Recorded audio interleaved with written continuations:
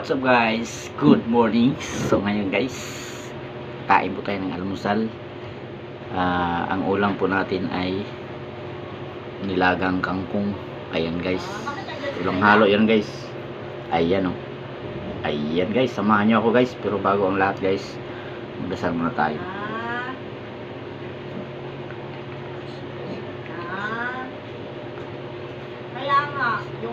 Okay guys, so hindi lang ito ang ulam natin guys ngayon, kaya ginawa ko nitong nilaga guys kasi may bagoong tayo guys. Ayan guys, oh. Ayan guys, so lagay tayo dito sa may ano. Ayan, sarap to guys. Ito yung pagkain ng probinsya guys. Ayan, tapos may sili po tayong maliliit. Ayan, kaso lang hilaw, pero okay na to kasi mahang to eh. Ayan guys,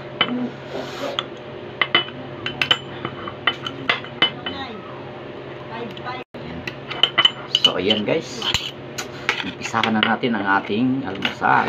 Ayan o, ayan o, tapos may kanin pa guys. Ayan, so ito lang yung ulam guys kasi sanay ako sa mga ganitong ito yung mga paborito kong mga pagkain, yung mga green ba.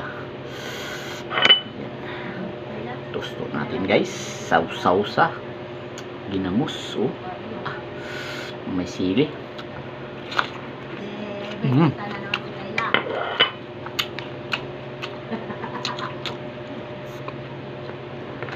Right. Bumili lang ako ng ano guys, bumili lang ako ng dalawang tali ng kangkong. Ayan o, ito yung mga paborito ko talaga guys. Nagbakasyon ako, grabe.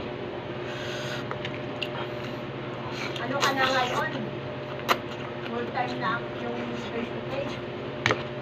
Hindi pa rin. Yung face to face? Hindi pa rin. Binablance ko muna yung kangkong guys. Huwag naman masyadong overcook. Yung tipong pagkagat mo tumutunog-tunog.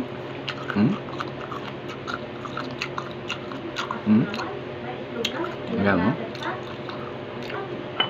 Ito yung mga paborito ko talaga guys. Ayan, tumutunog pa.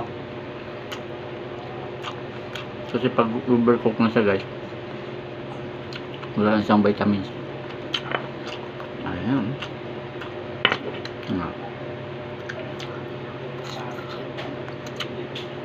Nakarelate nito guys, itong pagkain na to. Ayan, ginamos or bagoong. Pero ang ginamos sa probinsya, ito guys, may dilis sa dilis. Pero yung bagoong dito sa Manila, sabaw lang. walang laman. Ayan guys, dilis to siya guys. Homemade to guys, homemade. Ayan, kung sino yung nakarelate to guys, comment lang sa baba.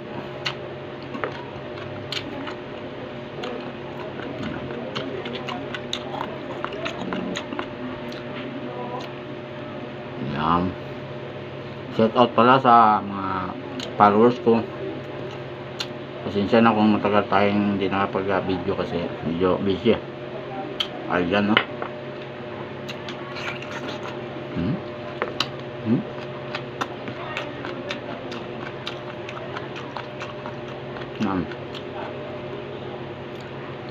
Ito yan.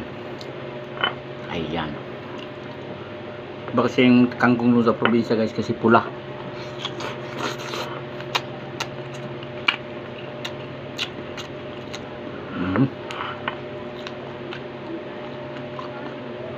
Ayan guys.